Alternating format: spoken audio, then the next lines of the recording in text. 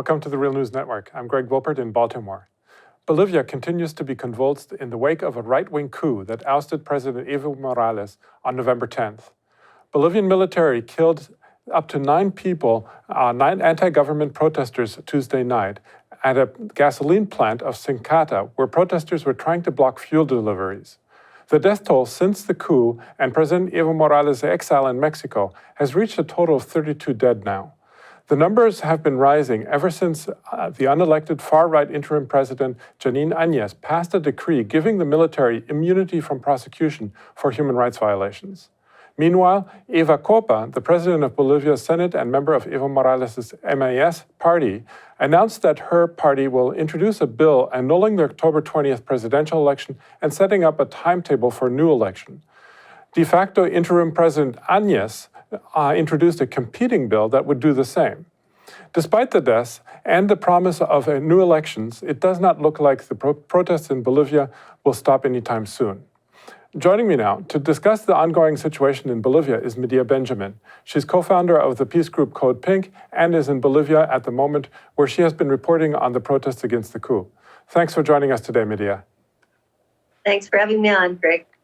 So shortly after the October 20th presidential election, the opponents of Evo Morales took to the streets, and many media outlets spread the impression that Evo Morales has become quite unpopular because he was running for a 4th term and because of electoral fraud allegations. Now, what are you seeing on the ground? Who is protesting now and why? And also, how are they perceiving this new coup government? How is it being perceived? People hate the new coup government.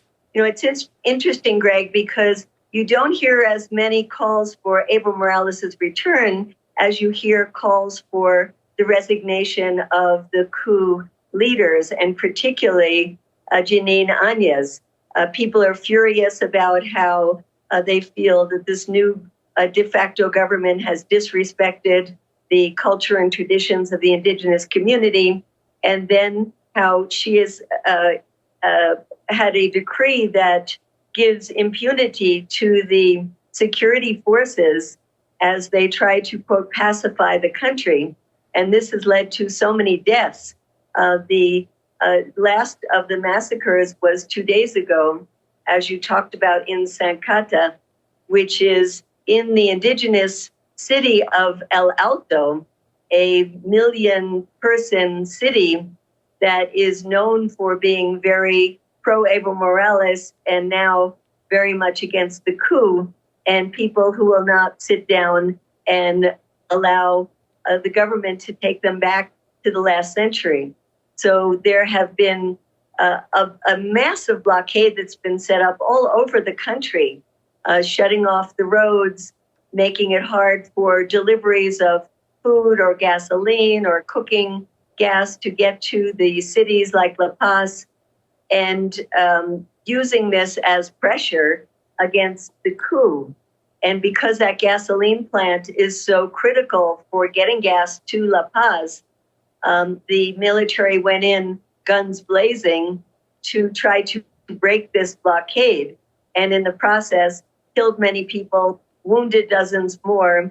And this is now seems to be the modus operandi of the coup government. And today, when thousands and thousands of non-violent people came in holding the caskets of the dead ones, they were met with terrible tear gas. I am still trying to recover in my eyes from the tear gas. And there was no reason. This was a totally peaceful funeral procession. So the military has been very vicious and has been given a green light by Janine Áñez, the de facto president, to use force against peaceful protesters. Yes, and we were just showing images of that protest. I mean, it seemed like it didn't last very long. Can you say a little bit about that? And it seemed to be enormous. I mean, and it basically seems to have gone through most of La Paz. And at what point did they stop it? I mean, how far did they actually get? It was enormous, and these people walked all the way from Sencata in El Alto all the way down to La Paz, a long walk. in the hot sun and got into the city. And as soon as they got here, they were marching down the principal street of El Prado. It's important to say that where they wanted to go was the Plaza Murillo, which is where the government offices are. But since the coup started, that whole area has been blocked off by barricades. So this funeral procession could not even get anywhere near the government offices. They were merely marching down one of the main streets in La Paz. And as you could see, they didn't get very far before they were tear gassed. And it's important to note that these were, for the most part, very humble indigenous people, many of them older people, older women, older men. We saw a number of them fainting from the tear gas. People had to be carried away in makeshift stretchers. It was very brutal. So, no, they didn't get far into the city before they were repressed in a very brutal way that was totally uncalled for a procession that was so peaceful. I also want to say, Greg, that I saw the same thing the other night when there were peaceful protesters from indigenous communities who came into the city calling for the resignation of this government. And they planned to spend the night just lying down on the sidewalk. And while they were sleeping, some people were eating, others were sleeping. But again, totally peaceful. The military came in with tear gas and did the same thing to destroy their peaceful protest. It's interesting that just today, when this funeral procession was tear gas, the Trump administration State Department came out with a statement calling for people to have the right to peacefully protest, and then saying that they were totally behind this new government. Now, earlier in the day, on Thursday, you also streamed a protest that was happening against the Bolivian media.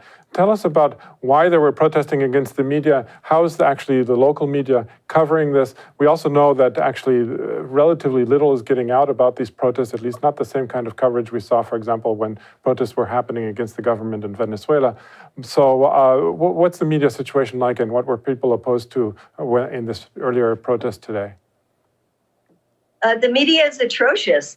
It was quickly taken over by this coup government so that they control the media, both the TV, the radio, most of the written press as well. You turn on the TV and the news that you get is pure propaganda. They say that, for example, in the Sencata massacre, they quote the Minister of Defense saying not one bullet was fired by the military, when if you walk to Sancata, you could pick up bullets on the street. They said that it was the protesters who were violent, which is totally false. In general, the media is calling the protesters terrorists, communists, and so they are chanced by the people saying, we are not terrorists, we are not communists. They also are constantly calling the media liars and surround the media when they do show up, because for the most part, they don't even show up. And when they do show up, they say, tell the truth, stop lying, tell the truth. So the local media is absolutely atrocious. And the only way people are getting their news is either through word of mouth or through social media. A lot of Bolivians do have smartphones, and they are sharing videos immediately. Twitter is very active. Facebook as well. So that's the only way that people are really getting news and sharing the kind of atrocious repression that is going on. I'm also 2 blocks away from a jail where every day they are rounding people up and taking them into this prison. It takes days before they're even allowed to see a judge. The families, who are mostly poor people, oftentimes coming in from other cities, have nowhere to go and have been sleeping outside the jail. So in addition to those who have been killed and those who have been wounded, there have been many, many hundreds of people rounded up, mostly for peaceful protests, oftentimes people just walking down the street who are rounded up by the police. Well, of course, we're going to continue to follow the situation in Bolivia as it continues with this coup government, but we're going to have to leave it there for now. I'm speaking to Medea Benjamin, co-founder of the peace group Code Pink, who is in Bolivia at the moment. Thanks again, Medea, for having joined us today. Thanks for having me on, Greg. And thank you for joining the Real News Network. Thanks a lot for watching. Appreciate it. But do us one more solemn favor. Hit the subscribe button below. You know you want to. Stay up on the videos.